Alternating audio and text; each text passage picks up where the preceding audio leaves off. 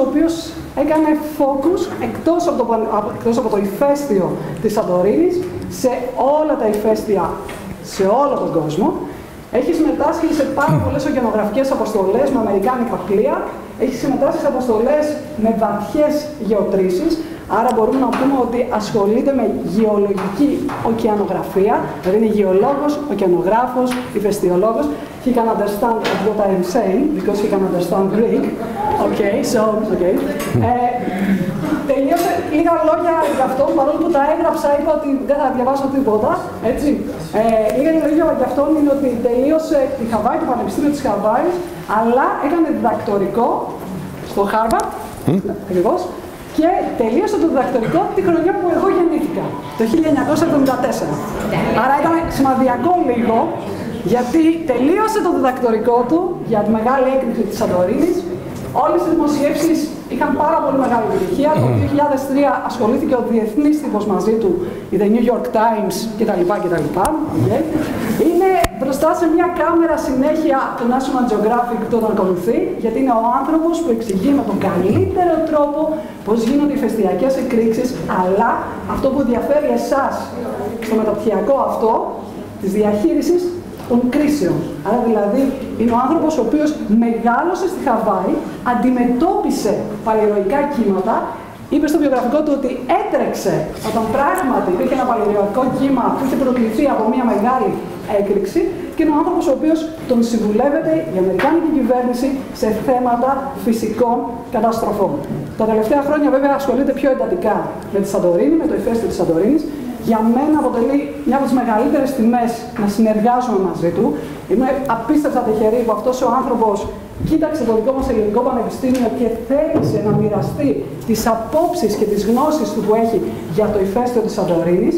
Και όταν την πρώτη φορά που τον γνώρισα, γιατί νομίζω ότι αυτό είναι λίγο πολύ σημαντικό, είχα μόλις δημοσιεύσει τον καινούριο χάρτη της Σαντορίνης στο παθμετρικό και ήρθε χωρίς να με ξέρει και μου είπε «Εύη, αυτό που έκανες είναι εκπληκτικό, μαθαίνουμε καινούργια πράγματα».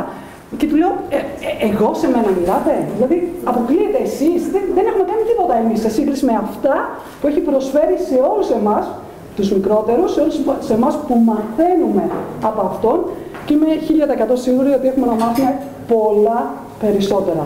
Δεν θέλω να φλιαρίσω περισσότερο, νομίζω ότι θα τον απολαύσουμε όλοι και έχει να μας πει πολλά πράγματα. Τον ευχαριστώ από καρδιάς. Thank you so much. Ευχαριστούμε. Okay, και ας τον απολαύσουμε. Καλησπέρα σας. Aloha. Tonight, I will tell you about an eruption that we now think is the mega disaster in human antiquity. This was the largest eruption in the last 10,000 years. And at the end of the talk, I will kind of tell you why I think this eruption changed the whole course of Western civilization. The imprint on this eruption is in your minds right now. It's in my mind. All of us that grew up in the Western world have this embedded in our memory. It's called myth. It's called legend. Well, let's go here. Let's take a look at the eruption. This is where I am right now, and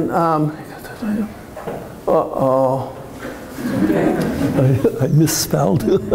All right, this is me. I'm at the University of Hawaii, and let's take a look then at this mega eruption.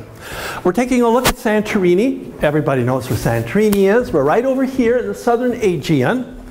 And it's in line with a bunch of other volcanoes. Well, the first thing I think we better be concerned with is this, why is volcano here? Why is Santorini as a volcano in the southern Aegean Sea? And that has to do with plate tectonics. Everything we do has to do with plate tectonics. And as you can tell from the upper right, it is at a plate boundary. It is where Africa to the south is this plate right there, this big hunk of continent, is whacking into, smashing right into the Aegean. It is a convergent plate boundary, and it is at such boundaries where we have our mega disasters. And so that's why the volcano is here. In the upper left, it shows the dance the dance of the plates. The plates are in motion as Africa moves up. It is side by side with the Arabian plate. That plate on the right, it's moving up. It is whacking into Anatolia. Anatolia is being pushed, it's going to the left. As the Anatolia plate, this big hunk up there, as it moves to the left, it is impacting the Aegean. Well, the Aegean is already undergoing some other motion, and it's kind of getting a double hit. And so this forces the Aegean plate down up there.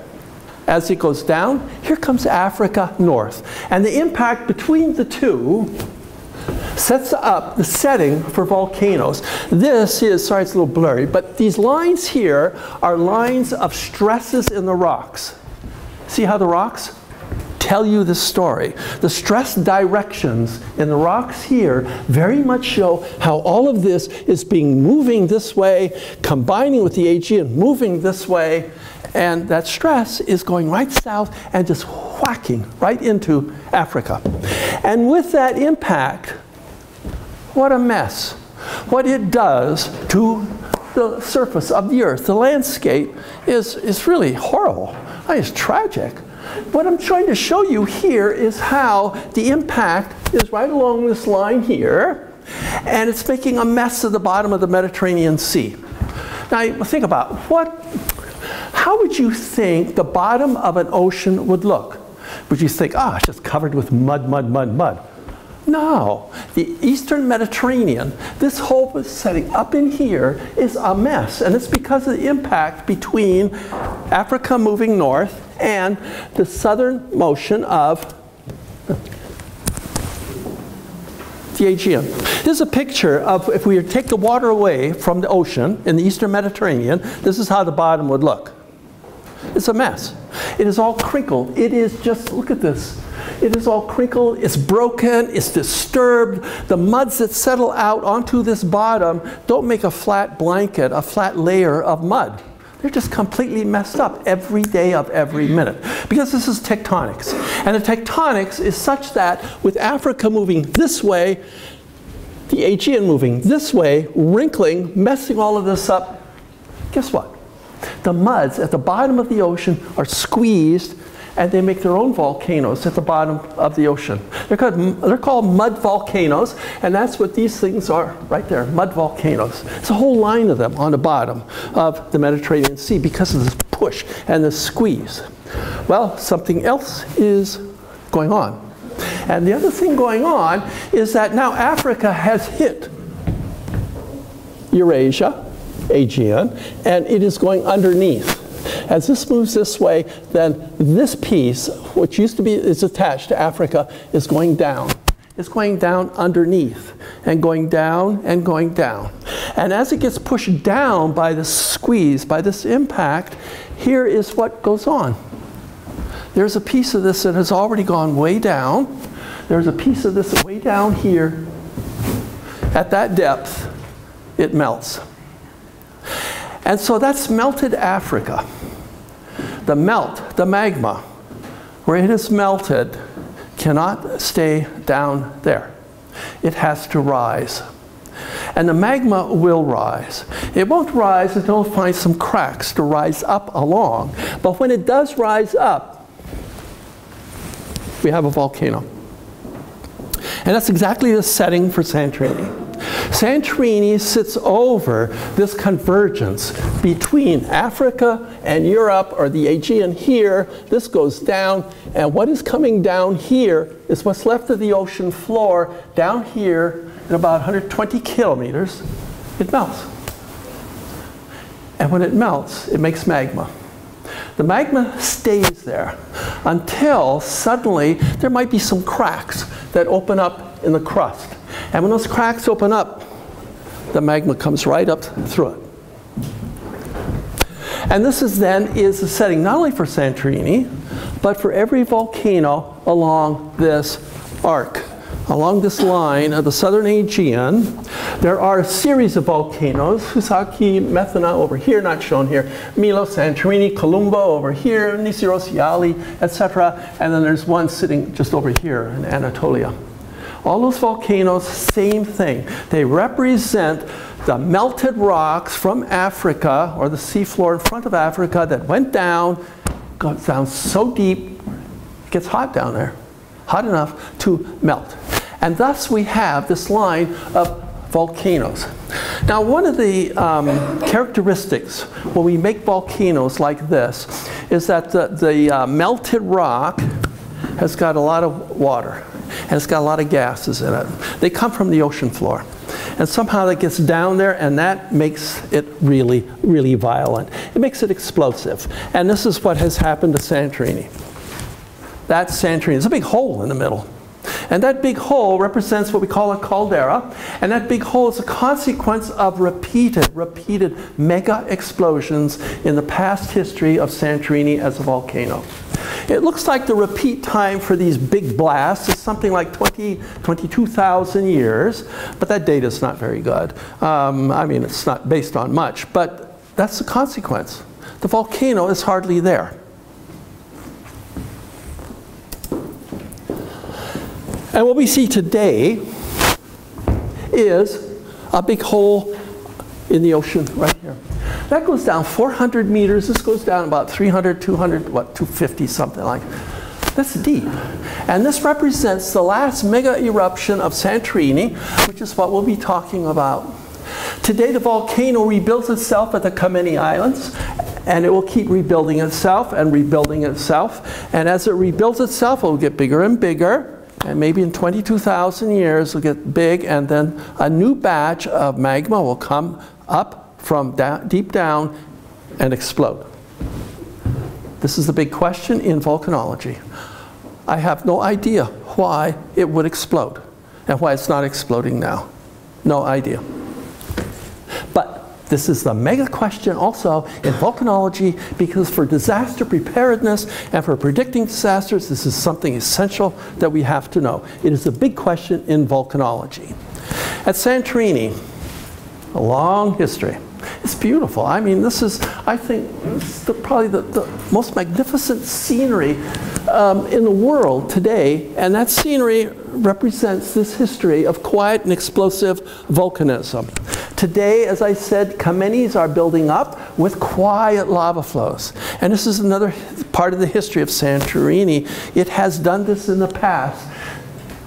Up there, those are lava flows up at the top. They're Skaros. And they represent some other period in time when Santorini was rebuilding itself after a big explosive eruption.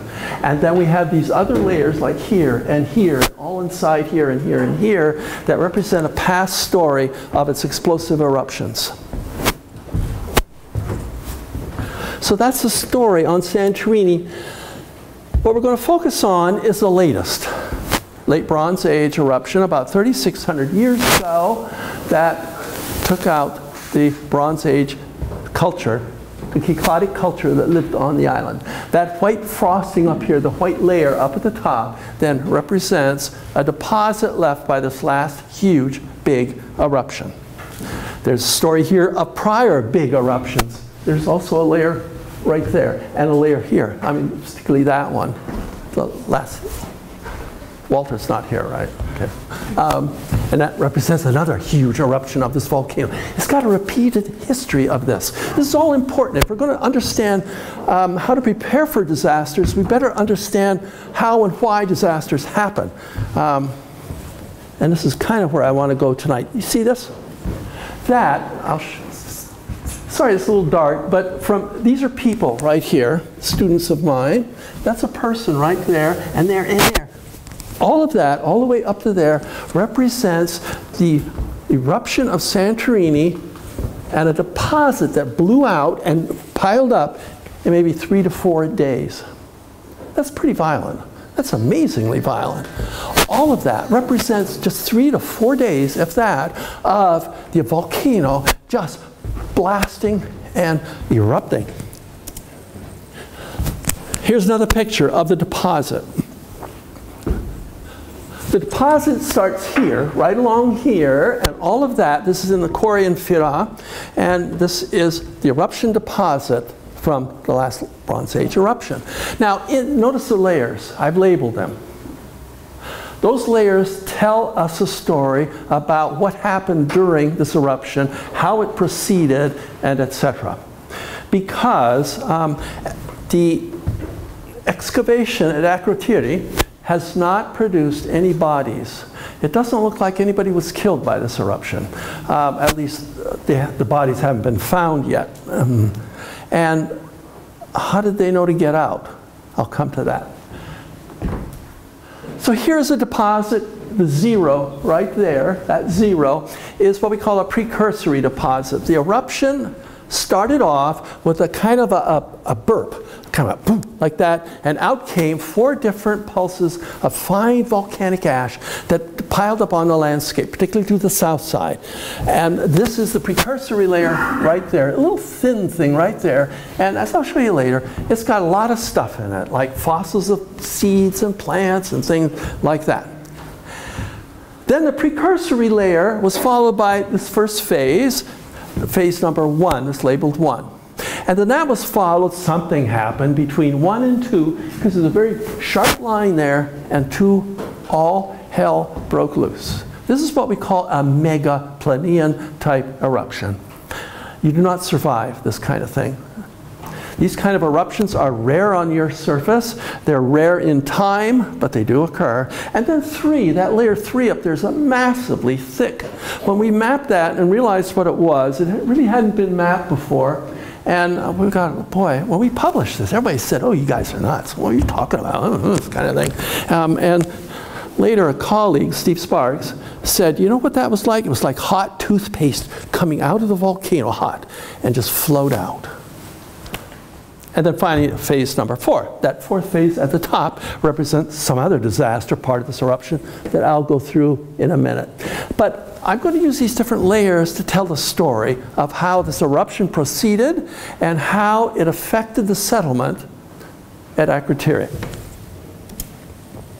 So these are the 5 phases. Phase 1, 2, 3, 4, and 5. Sorry about the 0, okay? When I give this lecture in America, everybody goes, I say, well, what'd you name it 0 for? You know, why'd you name it number 1? You know why? Because we mapped all these things here, and then we found that. We said, oh, how can we change our minds? We already published it. So we had to say, let's call it 0. So anyhow, that's how the 0 came about. But here is a section. This is a section here. This was a student of mine helping me do some mapping. This here, precursory is not really shown here very well, but here's the first phase. It's all pumice. Pumice, pumice, pumice. Phase 2 is when the disaster hit. With phase 2, well, if, for example, if he'd been standing here during the time of the eruption, the pumice would have just piled up all around him and just buried him. Up there, his hand is sticking up into phase 2. His hand would have been cut off by the violence of that, because these are pyroclastic surges and flows. Pyroclastic surges and flows, I'll show you pictures in a minute, are hot, violent hurricanes of volcanic material that the volcano spews out. These pyroclastic flows kill. In the last, what, 20 years, 25 years, at least, well, 2 very close volcanologists, friends of mine, were killed by pyroclastic flows in Japan, and they were accompanied by, they were accompanied by newspaper reporters. I think some 20, 25 were killed by pyroclastic flows. Unpredictable. You don't escape them. Disaster. And then comes number 3, which is a giant one of these things. And then 4, I'll go through this in a minute. All right, those 4 phases, though, do tell a story. And that's what I want to talk about now. So, here is late Bronze Age. Here's this pumice layer. Pumice represents airfall. That is, the volcano erupted, up when a big cloud, all this pumice goes up and falls down. and just packed the ground. So there. And then something happened between 1 and 2 when it changed its character to these violent pyroclastic flows and surges. And what happened is the vent that was feeding the eruption, the crack, opened up and met the ocean. And when it met the ocean flowed in, and that caused this violence. We now know this. We now know that magma and water do not mix. They explode. And here is an example. And right there at that contact is when explosion after explosion after explosion occurred.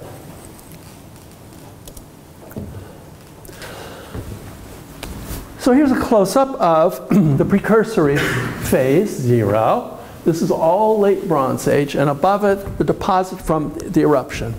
Now, what's particularly interesting, it's just amazing.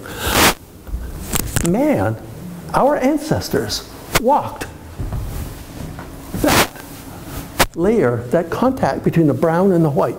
Man was there. In mapping, doing all this work on Santorini, every time I looked along that layer, there were potsherds, there were broken ceramics, all kinds of things. In fact, if you take a close look at this, is that right over here is,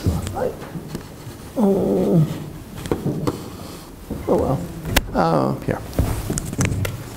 Right there, pile of rocks. Now, that's a nice little pile. It's on a level of ground that goes this way. There's no hills, there's no valleys. What natural process would ever pile up rocks on that landscape before the eruption, before it got buried? What natural process would do that? If it's a river, there should be a river valley. If it's the wind, impossible. The wind can't blow around big rocks like that.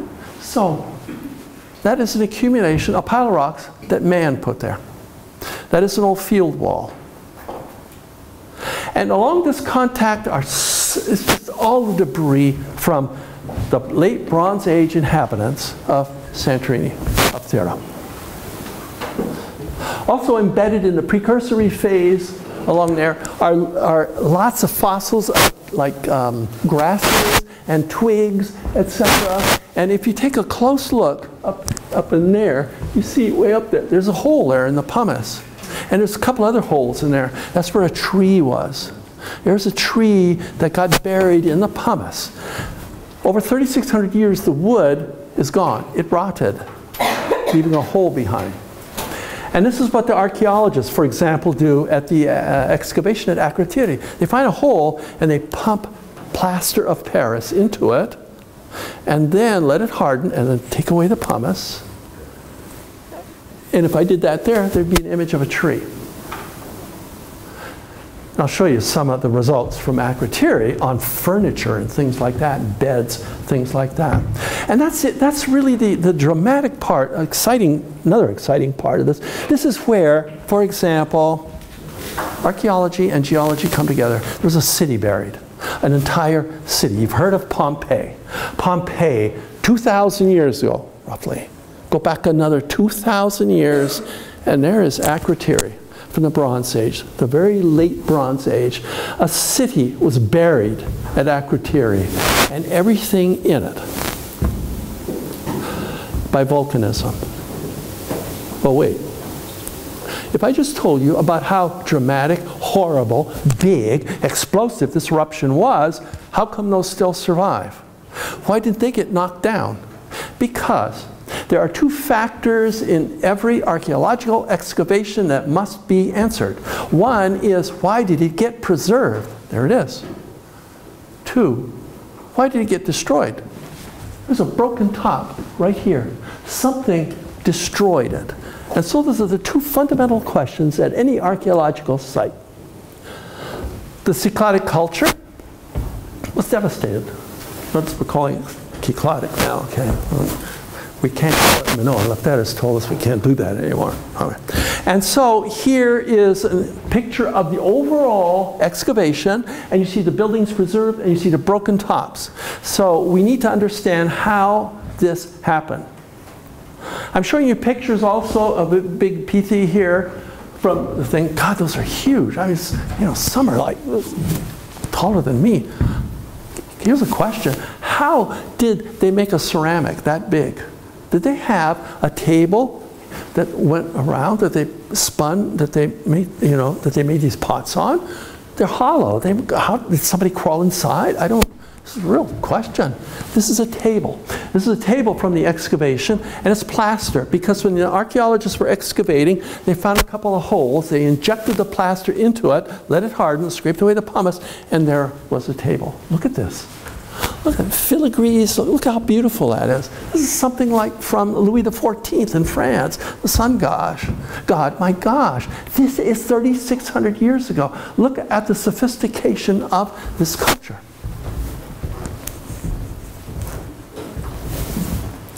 Well, here's another picture, before I go there, of some other aspects of the Minoan or Cycladic culture. This is jewelry. It's in the museum in Eruption, and it's two bees here with a piece of pollen. They're kissing. It's called the kissing bees. Up in the upper right, those are the snake goddesses that were found at Knossos, same culture. But I want you to see that building back there, 3 stories tall. It's actually 4 stories tall. There's another story to this building that's still not excavated down. 4-story building. Those people are building 4-story buildings 3,600 years ago. That building remains unexcavated. I think some of the new money that they just got is going to go into excavating that. It's just an amazing culture. Here's a little more of what went on. I mean, there's a typical building that they were building. In the case of a 2-story building, which most of the buildings were. Insides of the buildings here had floors, walls, and ceilings of plaster. And on that plaster, especially the walls, they had these decorations.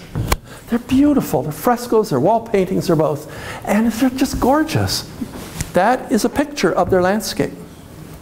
This is a picture of a lava flow that has now got eroded to make pinnacles. These are lilies coming out of it, saffron coming from it. I can show you exactly this scene on Nea Kameni today. I can show you the scene in Hawaii where lava flows make these same kind of pinnacles that stick up. I mean, another aspect of this culture is up there where there are antelopes. Antelopes are from Africa, not from the Aegean. They are importing wild animals, the boxing children, etc. One of the studies that needs to be done is to understand how these buildings survived the volcanism. And that's a whole engineering thing. That's another place to go. Boy, I wish I could live for 400 years. I could work on this. Anyhow, here we go. The city gone. And in this story, we need to understand what is it that preserved and then broke the buildings in that process. This is a picture here of what's called the West House. Right inside here. See this? This is concrete beton that's put there to hold the wall up because now it's a broken building. So that's not part of the old building, but up here's a room right up there. And guess what's in there? A flush toilet. Everybody going to the excavation, instead of looking at the buildings and the frescoes, they all want to run and go see where the toilet was. Tim and I were talking about this. Anyhow, and the toilet comes through here with a pipe coming down inside here and goes inside down here, inside the wall, under the street, where there's a sewer system of pipes sealed. 3,600 years ago? That's pretty sophisticated. And then the sewer system had, the pipe came down like this and went like up like this and then over. You have this under your sink today. And it's a trap. And what it does, it keeps gases from the sewer system from coming up into your house. They had it 3,600 years ago. And the sewer system went down like this to the ocean. So it's just an example of this sophistication. But we're talking volcanism. So here's what preserved it. That phase 1 I showed you was pumice falling out of an enormous column of the eruption that fell down, and it piled up and piled up and piled up. We think no more than a day or so. Here's an example of just what is happening today. Same situation. This is the island of Montserrat. Montserrat is in the Caribbean, and it's right now, it's like, what, 2 decades now. The island's been essentially half of it just buried under, by volcanism, destroyed. But here's an example. This is the town of Montserrat, the island of Montserrat, the town of Plymouth. Up there before is the whole city. That's how the city looked. Today, this is how the city looks. This is an old picture. Because up here, that line is where now new pumice and ash have built up, piled up, and buried everything. The city is completely buried under pumice and ash. That's the same thing that happened at Akrotiri. The pumice and the ash fell down and completely buried the city. So the picture up there doesn't look like that today. None of that's there. And someday some archaeologists are going to dig down and they're going to find that buried city. Same thing at Akrotiri. In fact, today, the line up here is where the Earth's surface is now, with all of this buried, and there's a sign up there pointing to the tower. The tower is, right, I have this arrow here, just over there is the bell tower. That. All right, so this is what preserved the city. It preserved it, burying it very nicely. Yeah, it piled up on top of roofs, roofs collapsed, there was a lot of damage, but still, what we see at Akrotiri represents the burial during the eruption by this falling ash and pumice. But what destroyed it? Well, everything didn't get buried. When the city got buried, some of the buildings still poked up. Pyroclastic flows came. This is where it's just horrible. All hell breaks loose, and it just chopped off the top of all the buildings. And it chopped off the top and then destroyed it. And this is an example also from Montserrat. It's a picture taken by a friend of mine. He's a cameraman, and Clive North. He's standing here taking this picture. This is a pyroclastic flow. It took out that building right there. I said, when he gave me this picture, I said, are you nuts? You could have gotten killed. But they got out okay. But these are pyroclastic flows on Montserrat. They have destroyed this part of the island, and this is what destroyed Akrotiri. Pyroclastic flow, one after another, after another, after another. Hundreds of these things that looked just like that. There's no defense against those, none. In disaster planning, what the Japanese have done is they have built great big kind of ditches to try to get these pyroclastic flows to go inside those ditches and follow them and thus go around the city. They haven't really been tested yet, but that's one option that they're trying to do. Guess what happens? As usual in one of these violent eruptions, it starts to rain. The eruption cloud produces violent rain. Now it's starting to rain. The water comes down on top of the ash and the pumice, and it moves. And it makes these big streams like this. This is in New Zealand. Those are horrible. They also destroy.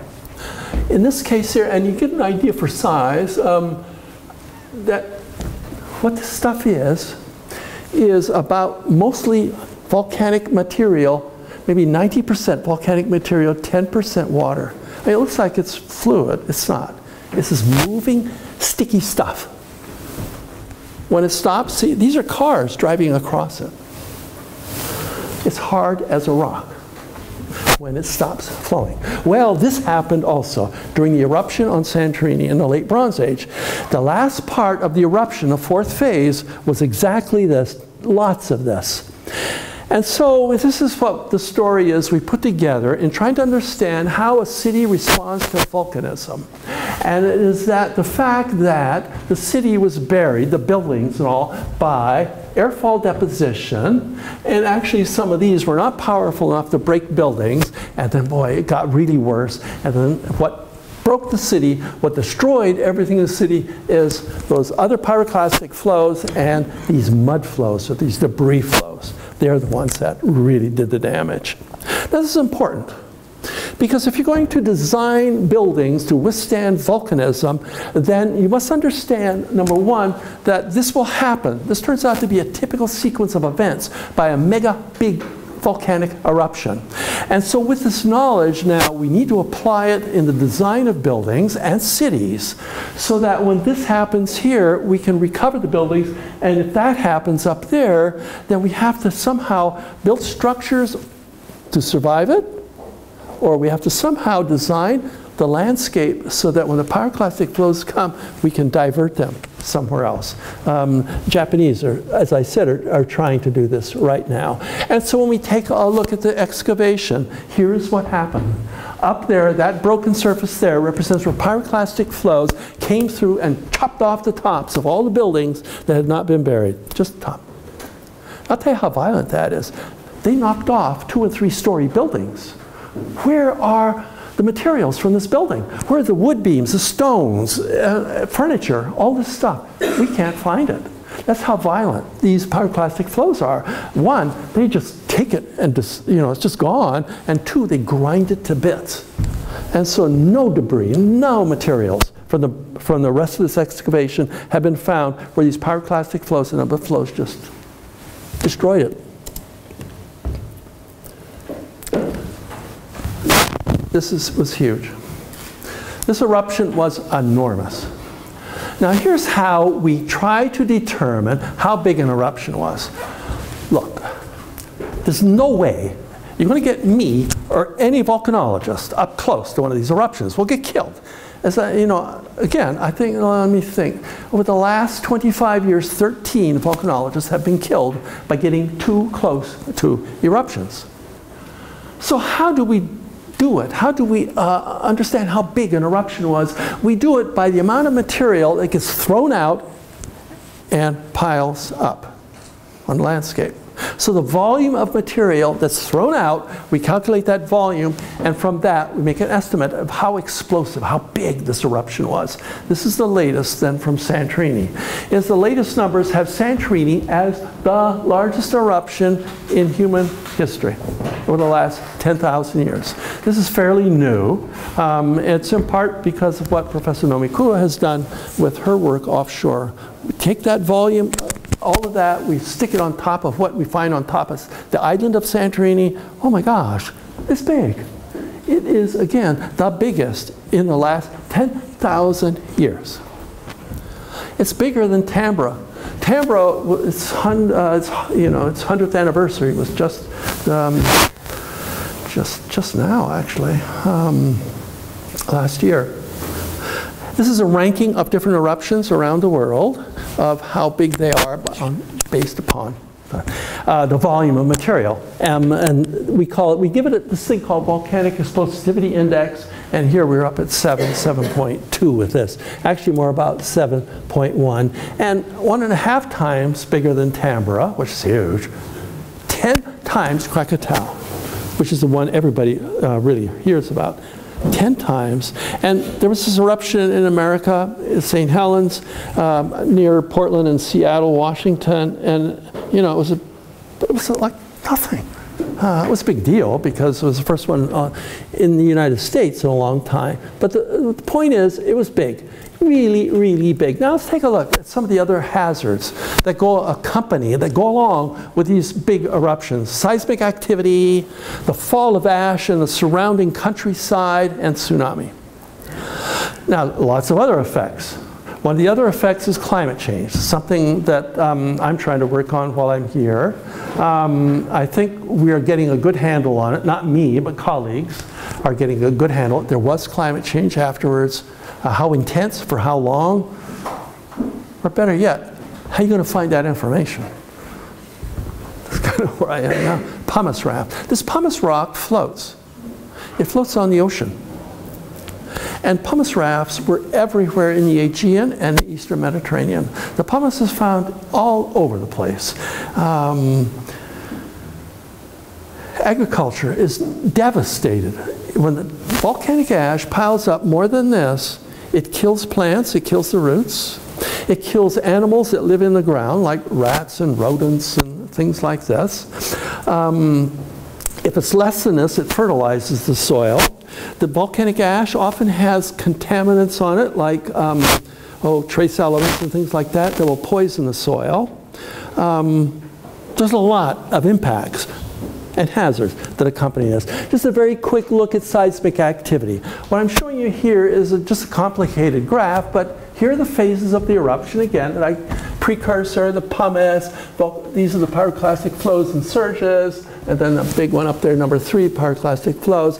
And here's the history of earthquake activity that I have found, because I did a lot of very careful mapping within the excavation of Akrotiri, and these are the periods of seismic activity earthquakes. There was a mega earthquake, a huge earthquake back here. This is in what they call the Middle Manon. This is probably about 75 years before this eruption. There was this big earthquake, caused a lot of damage, all over the Aegean. The archaeologists find this at all kinds of sites. I think this is a tectonic, as we call it, earthquake. It was a big one, and it, I think, opened the cracks, let the magma come to the surface to make this eruption. During the eruption, a volcanic, there were these as well. That's normal. This goes along with every volcanic eruption. There are lots of earthquakes. Those earthquakes will tend not to be violent nor big. They tend to be very local, etc. And so the damage that they would do would be very, nearby, not far away. And the rest of it, the destruction at Akrotiri and all, I just can't make sense of. But that's the period then of seismic activity. Thing is, when you get a big earthquake like this, these buildings were not designed to survive earthquakes. They fell down. But they didn't have the building materials we have today either. They just rebuilt afterwards. How about, let's go to volcanic ash. Where did this stuff go? Here's this big eruption. That's where it went. It sent out ash covering that amount of the landscape all over the place. We have found deposits from this ash in the Black Sea, on the seafloor. That's a lot of ash. So here's another map, same thing. It shows how thick the ash layer was. This is in centimeters. And so it's saying it was 2 centimeters here, 4 centimeters there. So this is over here 1 meter, for example, and 2 meters over in this area here. That's a lot of material. Look how far it went. A colleague of mine found volcanic ash in the Nile Delta. Not a lot. Okay, dust of it. These things here are where we found the volcanic ash in the ocean floor. This is where it's best preserved. It's beautifully preserved on the bottom of the ocean. Because the bottom of the ocean is quiet, there's not a lot of wind, there's no rain, there's no hurricanes, there's no storms, and so it survives. But it does survive on land. Archaeological sites here, Rhodos over here on Crete. We've now found it at 1, 2, 3, about 4 different sites over here, etc. We found over here, that right there, that's on a lake in Anatolia. It's been found at 2 lakes now in Anatolia. And from this information we put together how far the ash went. It's everywhere. But it's only thicknesses of about this right here that will cover the earth and cause problems. Over here, it actually fertilizes the soil, makes the soil better. Now, during the eruption, tsunami. Now, I still believe this. Tsunami were developed by 2 mechanisms during the eruption. Number 1, during the eruption, the whole center, this part right in here, fell down. The caldera just fell in. And with caldera collapse, it produced, I think, tsunamis. We have a little disagreement here, okay? But I think it still produced tsunamis. And those tsunamis went out in this direction and up there to the north, especially when these parts collapsed. We agree on that. That's for sure. That out goes tsunamis. The second way that tsunami were produced are those pyroclastic flows. I have arrows here. This is the excavation at Akrotiri right here. These arrows show the direction the pyroclastic flows came out of the caldera, flowed across the land, and hit the ocean. And when they hit the ocean, it produced tsunami in every direction around the island. So tsunami went everywhere. All right, this is Professor Nomiku's current concept. This is a different idea. And this is their idea of how the island looked during the eruption and before the eruption. And their idea, and I agree with this, is that most of the tsunami were produced by pyroclastic flows, those arrows up there, going into the ocean. I think, by the way, I think the collapse here and here and those there, I think would have, if it's coming in, it's going to go out again. And I think those would produce tsunami. Look, it wasn't just one tsunami. Hundreds of tsunami. Hundreds. Those pyroclastic flows, one, another. Every one of those could have produced a tsunami. I don't think they did, but they could have. And again, here is our mechanism, our idea. There's a picture up there again of a pyroclastic flow at Montserrat. These are now our best examples. And when a pyroclastic flow like this comes down, hits the ocean, it pushes the ocean and makes that. That's a tsunami. Off it goes. This has been substantiated a number of places now. Another hazard. All right, here off go the tsunamis. The tsunamis went across the Mediterranean. We found deposits, I didn't find it, but a colleague of mine found them right off of here, right off of here, Caesarea, tsunami deposit from the. So this is the pattern the waves would have taken as it came out through the Mediterranean. And in 40 minutes it was there, 50 minutes it was there, 60 minutes, 80 minutes, 90. So in 1.5 hours, tsunami were striking the coast of Israel, Syria, and Lebanon. Just to, you know, give you some perspective, I have a picture up there. That picture up there is what happened in my hometown where I grew up in Hawaii. The hometown I grew up in Hawaii is just wiped out now by 3 different tsunamis. The town I grew up in just doesn't exist anymore. It's just gone. And there's a picture of the wave in Hawaii in 1946. That's about a 10-meter wave coming right into downtown. Just to give you an idea of what these things look like. We've seen it, the Japan tsunami and all that. For Crete, this is a travel time curve, as we call it. So in 20 minutes, here's where the waves were as they came down to Crete. This is Eruption here, and this is Knossos. And it shows that, you know, within, 22 minutes, it's hitting the coastline here, and the Bay of Mirabello over here, like around Hyos Nikolos, Pacalos, etc. It's there in about 30, 35 minutes. 38 minutes. They were hitting the coastline. That's not just one wave. That's many waves. For any tsunami is a set of at least 5 or 6 different waves. And there were many, many sets that were generated by this eruption.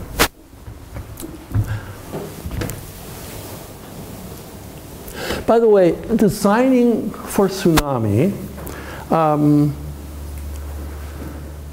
what the Japanese did, you've all seen pictures of the tsunami that whacked into Japan and took out the power plant. The Japanese had engineered, as a defense against tsunamis, a big wall along that coastline. It worked. It was beautiful. The reason the tsunami went over the wall was the ground sank. And when they forgot to engineer that in, that the ground could sink by the earthquake, and it took the wall down, and suddenly the wall was ineffective. And this is why Fukushima had the destruction it did. All right, another picture of tsunami. That again is my hometown, Hilo, Hawaii, that was destroyed in 46 and 56, and let's think, 60, 56, 60, etc. There is, I've noticed, up there, you see, that's the top of the wave. What happened? This picture is taken by a ship that was at the dock in the port. He took a picture. This was somebody down there who had run out on the dock. He was trying to get the rope up so the ship could go. He couldn't get it off. And just as he's trying to do this, he turns around there, and there's the wave coming. That's the top of the wave up there. That's about a 14-meter wave. And just, his body was never found. The ship got out okay. They took an axe and cut the rope, and the ship went out. This is the path lines, as we call it, of tsunamis heading out that way as well. They headed out into the central and western Mediterranean, particularly central Mediterranean, because it's in spots like here and here, some work I was doing with Italians, where we found a layer on the bottom of the ocean from the tsunami. Tsunamis touch the bottom of the ocean. So tsunamis were definitely generated, and many of them. And now, look at this. This is something new. It is now being realized more and more that these pyroclastic flows not only can push the ocean, they go across the water. So we have a new hazard related to the fact that pyroclastic flows then can flow across the water. They can flow a long way. A colleague of ours has shown that a pyroclastic flow from Kos crossed the island of Kos, crossed the ocean for something like 40, 45 kilometers. My God. Here's a hazard you got to design for. This is really kind of new. We saw this at Montserrat too. Okay. Well, one of the things we're interested in doing is taking a look to understand how did this island look before it got blasted? How did it look before it got vaporized? What did it look like? Well, one of our pictures is from the wall paintings inside their houses that they have found at the excavation at Athens. They tell us a story. So here's the story. Here's what I think the place looked like before the eruption. I think, here's what it looks like today. Island's rebuilding itself out there by volcanism. New volcanoes are building up. And before this, something like this had 20,000 years to build up inside the caldera. We know the caldera was there already. And it built up and built up, and it made an island about that size. This is what I think. And this is what got blasted to bits. And today the volcano is rebuilding itself. I mean, look, it took 3-4 days, we all agree on this, to get rid of that, vaporize that. Now, one of my best pieces of evidence comes from a picture in the Athens excavation. And this is this picture up there. It's a wall painting. I was just looking at it last week on Santorini. So beautiful. It's just like, anyhow, it's called a marine fresco from the West House. That's it up there. Now look, let me show you my interpretation of it. I think that's a picture of this island painted by a Minoan on a boat. This Minoan, he was sitting in a boat out here on the ocean, looking in this way. I see more like this. Looking in here to look over across all this and seeing this bump. This is Mesavona, Prophetess Elias, etc., Pyrgos, etc. These are high peaks that are still there. He painted us that picture. And here's my interpretation of how this picture shows the setting in that past. When we take a look, there's the wall painting, better shown up there, and this is my interpretation of what they had a picture of. That, I think, is a stream that was in that other picture from the Firak quarry. The perspective is such that I don't think they would see the opening out this way, and the opening over here is not that well shown. But this is what I think they're showing. And this is the basis, pretty much, part of the basis for how I reconstruct the island. Something else very important here. And that important thing is, take a look. Up here, you see that island? There's a city on that island. A big city. Gone. Everything about it gone. Buildings, rocks, blocks, everything is gone. We can't find any evidence anywhere of the city. It was huge. Well, now, for me, what this says is that, oh my God, there's a big city on this island right here. And how did those people live? Small island, this city, Akrotiri, and other settlements on the island, how did they live? Well, they lived just like we do today in my home, our home in Hawaii. In Hawaii, there's too many of us living on these islands to ever survive. We have to have trade, we have to bring in food, and etc. They did too, clearly. They couldn't raise their own food to support that population. That says a lot about this culture and its civilization. Trade was everywhere. That means no pirates. That means they managed the ocean. This is talking about a very, very important, sophisticated culture in the past, recorded under volcanic ash. Let's take a look at modern hazards. Today, your family is down there and they're dealing with this. We deal with this in Hawaii. Volcanic hazards today. What are the hazards as the volcano is rebuilding? There it is. Nekameni out there is where the current volcanism is focused. Hey, run this picture ahead 20,000 years. Let that volcano keep building up. What's going to be out there? Big island. It'll be time to blast it to pieces. All right, hazard number one. I'll just go through a few of these. Are lava flows. Lava flows is something that we deal with. This is Nekameni, thick lava flows. That's a lava flow in Hawaii. That lava flow right there, this time last year, was threatening a town in Hawaii, on the island where I grew up. In my lifetime on this island in Hawaii, seven villages have been buried by lava flows. 7.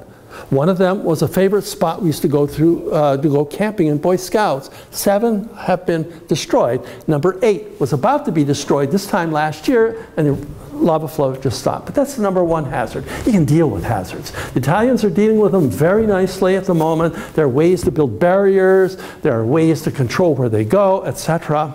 That is engineering that is known. I also want to point out the Greek government is monitoring this volcano very nicely. Number 2, earthquake, seismic activity. This is what happened to Ia, 1956, Amargos earthquake. Earthquakes, we've seen earthquakes in Italy, etc. How do you deal with those? Engineering. You have to build structures that can survive that. These were not.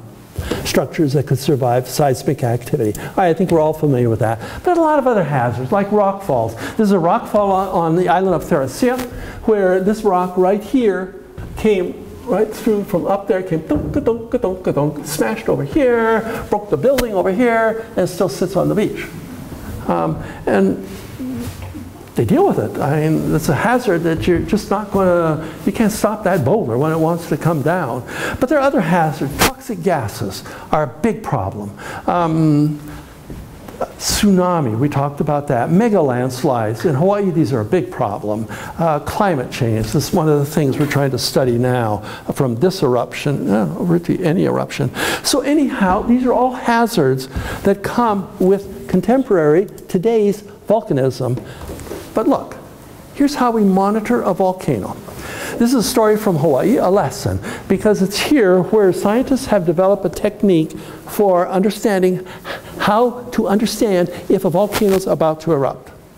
All right, the first thing in understanding, monitoring volcanoes is the fact that as a magma chamber here, as magma comes underground and builds up and builds up and builds up to make a reservoir down deep, it pushes the mountain up. It pushes, literally pushes it up. Now it's not a lot, but we can measure it. When it pushes it up, that's called inflation.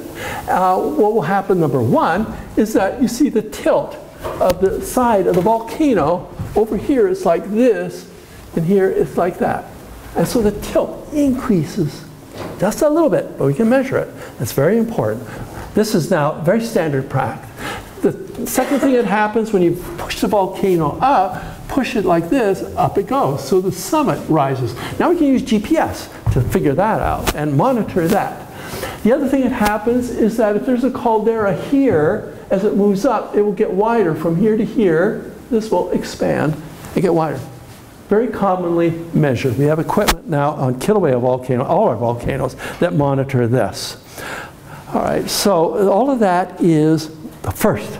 Second is that as this magma comes from underground, deep down here, up and up and up, it causes earthquakes. And so what we find is earthquake activity really down deep suddenly gets shallower and shallower and shallower and shallower. This is when we get really nervous. And then it starts to focus right there where this magma generated comes up and accumulates, makes this magma chamber. And so that increased shallow seismicity, this is when you get really nervous. Accompanying this, as you might guess, when you have all this magma underground, a lot of gases come out. This is a focus of a lot of research right now. How do gases coming out tell us anything about magma and what it's doing. It's getting ready to explode or just make a lava flow. Then also cracks will open up. As you make the volcano get bigger, cracks in the ground open. There was some activity, this is about 4 years ago, at Kilauea volcano in Hawaii. And they noticed that cracks were opening up everywhere. Inflation was going on, renewed inflation. They sent people out to parts of the volcano. It was at night, okay? They said, go out there and monitor where the cracks are opening up, because maybe that'll tell us something.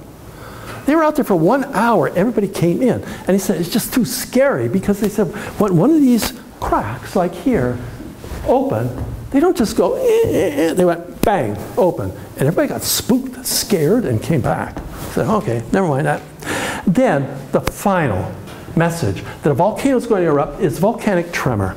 And this is also called harmonic tremor, because you know what an earthquake is like. If there's an earthquake right now, we would first hear it. You can hear earthquakes coming. Second, you feel the ground shake, and then we wait a few seconds, and then there'll be the big jolt, and then it goes away, and then be quiet. When a volcano is erupting, it does not stop. The ground just goes shake, shake, shake, shake, shake, shake, shake, shake, shake, shake, shake. It's called volcanic tremor, harmonic tremor, and just doesn't stop. It knocks buildings down, and it's created by this. As the magma comes out to the surface, rubbing along here underground, causes the earth to just go shake, shake, shake, shake, shake, shake, shake, shake. And so that's the final message that a volcano is going to erupt. So what I'm trying to show you is it's not all doom and gloom. We can predict eruptions. All of this. It's now up to us, once we understand this, to understand the hazards that come with different kinds of volcanoes. Here, for example, is what was happening at Santorini. Santorini was acting up. In Santorini, there was this inflation, a rise. And in the red color here is where it was maximum. That red dot is where it was the biggest projected. And then guess what? Just stop, like that. Underneath Santorini is a fresh, new magma chamber. Inside that is magma. Is it going to stay there, or is it going to come out? Well, this is precisely why the volcano is heavily monitored, and they're monitoring it for all these different signals that will tell us that it is about to erupt, or will it just stay there and never come to the surface? Now, I want to finish with this. I just told you about this mega eruption, and this really intrigues me. Man, this was big, it was huge. And as I said when I started, this is in every one of your memories. It's in my memory. Come on, I grew up in Hawaii, and it was in my memory, on the other side of this planet. And it's in your memory too, it's in all of our memories, because of this mega blast. It is the stuff of legends. And I just want to quote a few things from the ancient Greek literature. This is from Hesiod, the first of the narrative Greek writers. And look what he's talking about. Look, when he talks about bolts of lightning and thunder flew thick and fast. Oh, an immense flame shot up. Sounds like a volcano to me. And he's writing about this 800 BC. Here's another one in the ancient literature from Jason and the Argonauts. Look at them, they go sailing by Anafi, and they're talking about stuff flying out of the earth, etc. It's embedded in their memory. They either saw an eruption, or they already had this memory of what Santorini did in the late Bronze Age. And there's finally this. And we know Plato, what he talked about in his narratives between Timaeus and Critias on what happened.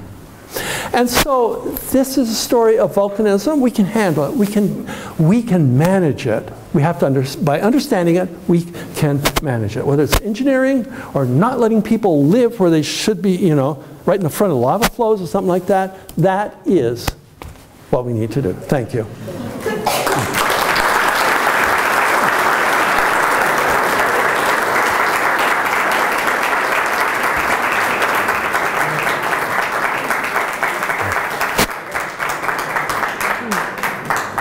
I spelled that one right.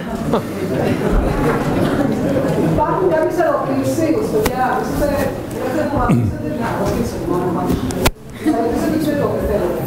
Είναι στη διάθεσή σας. Είτε για διαχείριση φυσικών καταστροφών, είτε για τη Σαντορίνη, την ίδια, είτε όποια άλλη ερώτηση. Κωνσταντίνε, ο Αναστάσιος εδώ είναι, σε βλέπω. Τα πιο υψηλά επίπεδα, ας πούμε.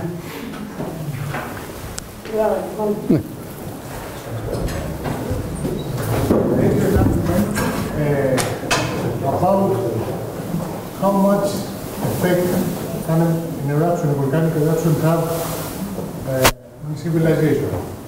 Okay.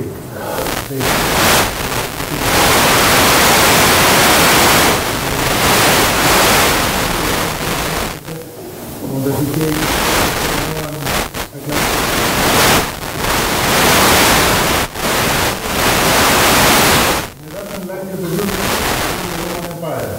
that didn't have that kind of effect.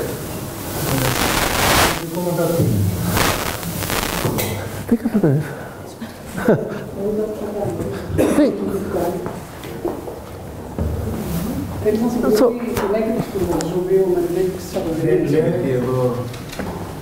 δεν το άκουσα.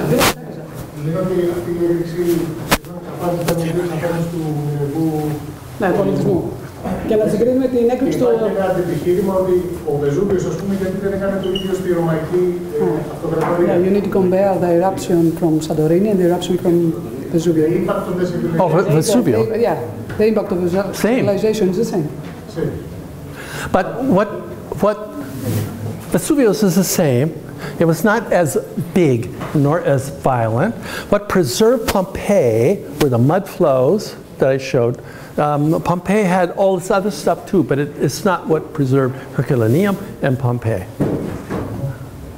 But the impact was the same. Yeah, same. Not as big. But yeah, mineral civilization, the volcanic eruption of Santorini was the start of the end of the mineral civilization. The Roman civilization didn't collapse. No, it didn't collapse. Right. Eruption. That is right. I think for the Minoans, they lasted 100 years after, 200. Maybe 200. 200 The question is, where did they go? Yeah. Where did they go? You know what I think? I think they left. They got in the boats and they go. Yeah. And guess what came after them? The pyroclastic flow across the water. And they destroyed everything. Yeah. Okay. No. I think. Yeah. Άλλη ερώτηση? I would like to ask how often eruptions in Hawaii occur? Oh boy. Every few years. We have one volcano that used to erupt every 4 years, and then it stopped. Now it has not erupted for 12. We don't understand. Another volcano that used to erupt now has erupted constantly for 40 years. 40 years, and we don't understand. But it's, yes, it erupts. We have a volcano erupting almost all the time. So people could get along with this in a very good way, obviously, because they have managed to preserve their civilization and their culture until now. Yes, and the ancient Hawaiians got along just fine. Today, just fine. If we see a lava flow coming, what they will do is pick up the house, move it, and say, okay. And they've done this. And it's an interesting idea for hazard work is how would you design a building so a lava flow wouldn't hurt it. You know what we do now for tsunami is all houses in Hawaii by the ocean must be up on stilts. That's good. It's really ugly, but it's what we do. So the tsunami can go underneath it and go back again. We can build a lava flow house like this too. Build a house like this, lava flow go under it. We can propose that to the mayor of Santorini. Yeah, right. No. You do that. Not me. See, you had a question. Another question. Debbie. Just one question of an engineering nature regarding the Aquatine settlement. You mentioned earlier that the 2-story, 3-story houses were just wiped out, the top floors were wiped out by the pyroclastic flow. How do you support that? I'm really interested about that. How do you know that it was the pyroclastic flow that destroyed the top parts of the constructions rather than earthquake activity? And I'm saying this because it's rubble stone constructions, so they're not really rigid to really high intensities. Well, if something else did it, we would find the evidence. It's not there. It's not there. I think if it's the best guess. It's a guess. It's a guess, yeah. But there's nothing left. I mean, here's a building buried like this, and it's knocked off. Where did all of this go? We cannot find it. I would say that maybe part of it was buried, then... But the archaeologists did not find it when they dig.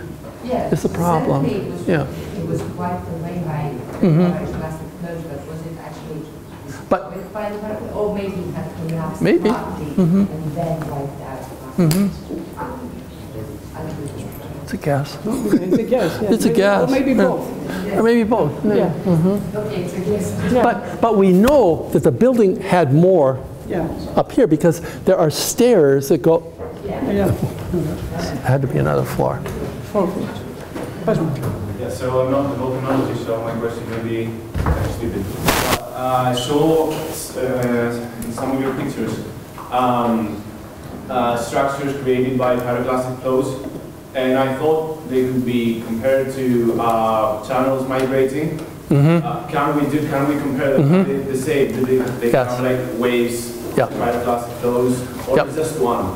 No, it's many, many, many, just like that. Okay. Exactly like that. They know the rock underneath. In fact, how we study it is with hydrodynamics, that we get from how the rivers do this, and then we just look at volcanism and make the changes for Reynolds numbers, all this kind of thing, and then say, yeah. I'm sure you're monitoring very well the Mauna Loa and Mauna Kea and all the volcanoes, and I guess that you might have emergency plans. Yes. It has to do only with the evacuation or with the gases also? All this. The town I grew up in is called Hilo. When I was a child, the government decided that they would protect Hilo from lava flows because it sits right in the path for lava flows coming. Tsunamis destroyed it anyway.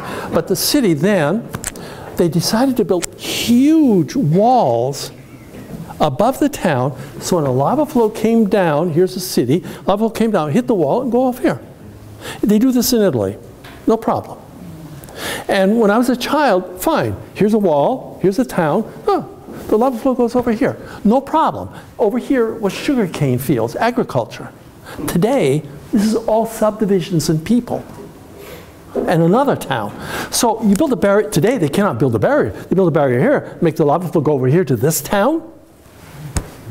What's that town going to do? They're going to build another barrier here, so the lava flow comes back to you, and you build another barrier here. And since when do you have these emergency plans?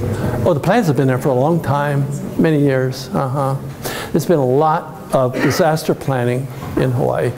The one thing they did not plan for, they look up at the volcano, they forgot to look to the ocean. And one day they turned around to look at the ocean, and there was a tsunami.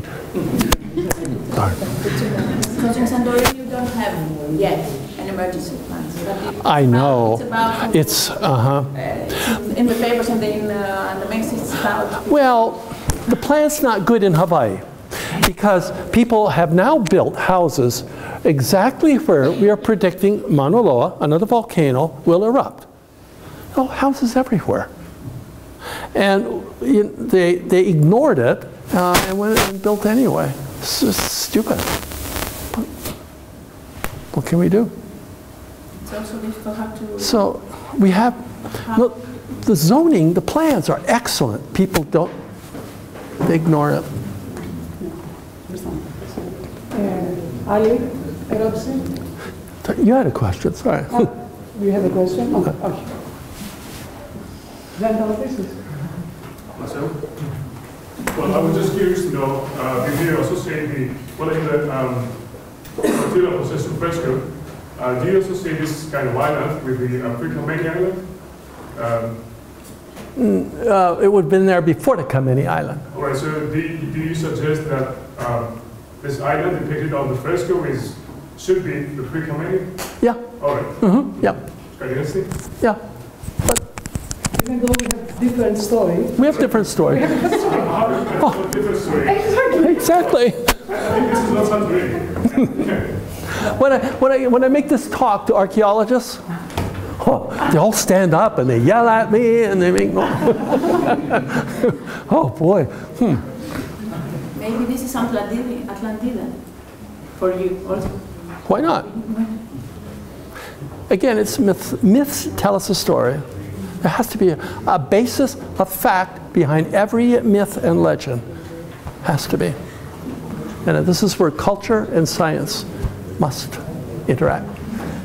Και αυτό νομίζω ότι είναι ένα μάθημα και για όλους σας, γιατί αν και διαφωνούμε σε κάποια πράγματα επιστημονικά, όμως συνεργαζόμαστε. Δηλαδή δεν σημαίνει ότι στην επιστήμη πάντοτε κάποιος είναι ολόσωστος, η θεωρία του αυτή ποτέ μα ποτέ δεν πρόκειται να απορριφθεί και να πάμε παρακάτω. Και μην ξεχνάμε ότι η τεχνολογία συνεχώς εξελίσσεται. Αυτά που δεν ήξερε ο Floyd τότε το 1980, εμείς τώρα με τα καινούργια μηχανήματα εξερευνούμε το φυδό, άρα βρίσκουμε κάτι παραπάνω. Και πάντα οι διαφωνίες μπορούν να οδηγήσουν σε κάτι πολύ καλύτερο. Έτσι, υπάρχουν διαφορετικές θεωρίες για τη Σαντορίνη, όμως όλοι συνεργαζόμαστε έτσι ώστε να μπορέσουμε να καταλήξουμε σε ένα συμπέρασμα, όποιο και να είναι αυτό. Δηλαδή, κανένας δεν είναι σοφός για το τι έγινε στη Σαντορίνη and what was the landscape before the Minoan eruption. So there are some different stories about that. Okay, and we have some agreement and disagreement, but we are all in cooperation, and we are working on this. It's quite surprising that how polygeographic construction matches your independent geological evidence so well. But we must come to an agreement for archaeologists. Yes, for the archaeologists. This is the difficult part. This is the difficult part. The geologists are okay, but the archaeologists, you know, David, more like. It's a difficult part. Oh, you know. Έχετε άλλη ερώτηση, να τον αφήσουμε να ξεκουραστεί και εσείς αντίστοιχα να πάτε. So, thank you so much. You're very welcome.